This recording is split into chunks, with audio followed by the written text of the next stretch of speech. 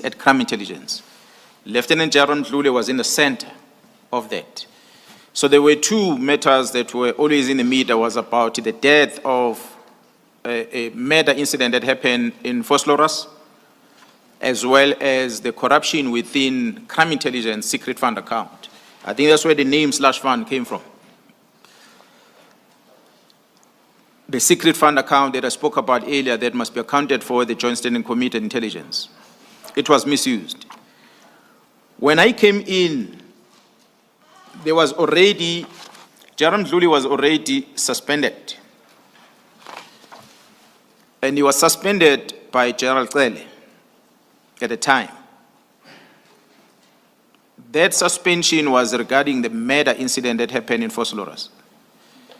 When I came in and I asked the management about the status of the criminal case that I'm told is registered against General Mdluli, which involves corruption of crime intelligence secret fund account,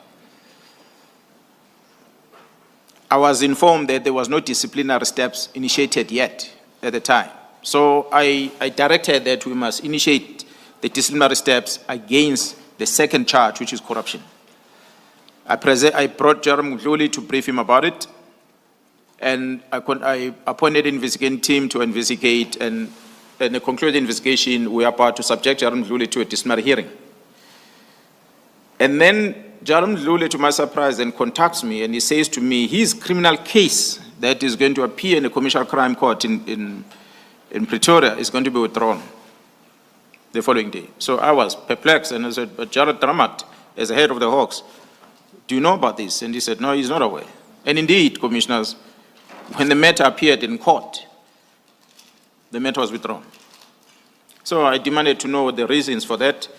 They finished me with a submission that was made by the Deputy National Head of NPA at the time, Advocate Mkhwanazi, where he gave the instruction to Advocate Mzinyati, who was responsible for that case, and Advocate Mzinyati then directed a prosecutor who was working on the docket, Advocate Bredenbach, who's a member of parliament now, to withdraw the case. So the case was withdrawn, simply because of Advocate Mkhwanazi, regardless of evidence. But the reasons Mkhwanazi put on his letter was that the arrest of Mdluli, or this case being placed on the roll, it is not the responsibility of the SAPS, but it is the responsibility of the Inspector General of Intelligence. I explained earlier, commissioners, that crime will happen. If crime happens within the secret fund account, there must be audit, there must be accountability, and then the case must follow, which must be handled with care, but the case will follow. So similar to what is happening now, if there is any corruption within crime intelligence, that matter must be reported to the right structures and cases must follow thereafter. So at the time, the coordination of the information coming from crime intelligence to be given to an investigation team was facilitated by a senior officer within crime intelligence on an arrangement with DPCI. So the investigation was done correctly. But here's the case withdrawn, and citing the reason that the Inspector General of Intelligence is the one who's got a jurisdiction on this matter. So I took the case docket from court, and I stopped the disciplinary matter. I channeled both of them to the Inspector General of Intelligence. The Inspector General of Intelligence is a late Advocate Hadebe. She worked with an advocate that is currently, or is not within Inspector General now, but she's practicing.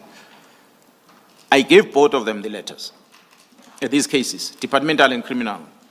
And I received a response from Advocate Hadebe, the Inspector General, on a disciplinary matter, where he says, charge the CFO, was Major General Lazarus at the time.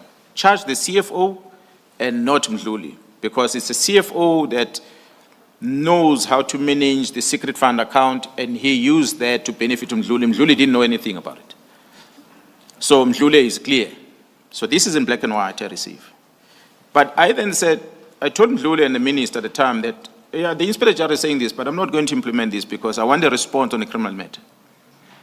Imagine me uplifting Mdluli's suspension, he comes to work, And the very same Inspector General says, I must take the case docket back to court and Mdluli must go and face a criminal case while he's back at work. It's going to look bad for me, not good governance. So I said, I'm going to wait until I get the second response. The second response came on the phone call. Inspector General said, please come, bring that letter I gave you because I want to withdraw it. So my question was, why do you want to withdraw? And she says, no, we have studied the case docket. And the reason advanced by the National Director of Public Prosecution is misplaced. We as Inspector General are not responsible for criminal investigation, but our investigation resulting to us producing reports to Parliament, Joint Standing Committee, not to take it to court. So this case, Mdluli must go and answer in court. So I gave her that letter. She withdrew it. And she wrote me a new letter to say, Mdluli must go and face his music in court. So I then said to Judge Drama, DPCI, send the case back to court. And I called Advocate Jiba, Nomgcobo Jiba was the acting national director at the time of prosecution. And I informed her, I said, your deputy withdrew this case in court. I want you to now attend to it because you are the head of the NPA. And she said she's in China at the time, I must send it back to Mkhwanazi. And then I told the disciplinary team that continue with the disciplinary case on Mdluli. But now, to my surprise, commissioners, that Advocate Mkhwanazi wrote a second letter. And he said, I'm the National Prosecution Authority, we're working independently. I've taken a decision on this matter, therefore it's final, closed. That's how that case of Jaram Mdluli died, by the signature of Advocate Mkhwanazi at the highest office of the NPA. So he killed that case like that. I'm glad now he's resurfacing against that corruption case. But it should have been dealt with then. But we had the players of Advocate Mkhwanazi in the highest office of the prosecution who decided, don't charge Mdluli. As I said, commissioners, when you do something that is bizarre, you make me to start asking questions. So I started asking questions as to why is this behavior?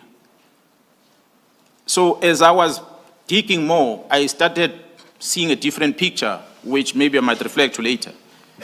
But the details of this thing I'm talking about is in the affidavit that I deposited at Zondo Commission.